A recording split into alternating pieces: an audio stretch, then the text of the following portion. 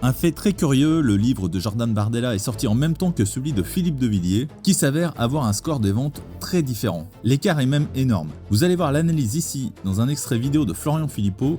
Je trouve ça très intéressant. On l'écoute d'abord et ensuite on fait le point. Et puis Philippe de Villiers, là il se passe quelque chose. On a les statistiques L'Express, donc, qui font référence sur les ventes de livres.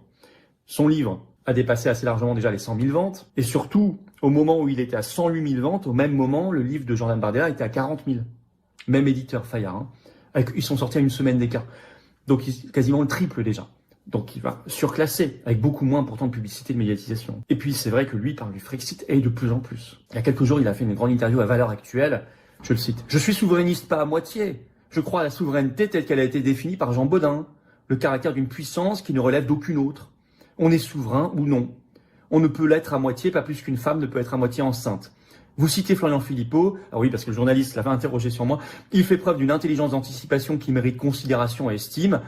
Merci Philippe de Villiers. Les souverainistes vivent du mot de Schopenhauer, toute vérité franchit 3 étapes.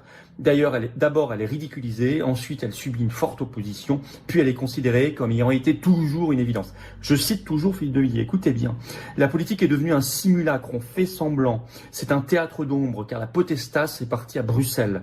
L'auctoritas est partie au prétoire. La France a perdu la maîtrise de ses frontières, de sa monnaie, de ses lois, de son budget, de son commerce, de son agriculture. Que signifie donc la politique quand on a transféré la souveraineté à d'autres ? Il faut sortir du Mercosur pour sauver nos paysans. Il faut sortir du marché européen d'électricité pour sauver nos artisans. Il faut sortir du pacte vert pour sauver nos industriels. Il faut sortir du pacte sur la migration et l'asile pour sauver les Français. Oui, il faut faire le Frexit, Philippe de Villiers. Sinon, le pays va mourir. L'Union européenne a dérivé. Elle nous coûte de plus en plus cher, 15 milliards d'euros net par an. Elle est devenue une broyeuse.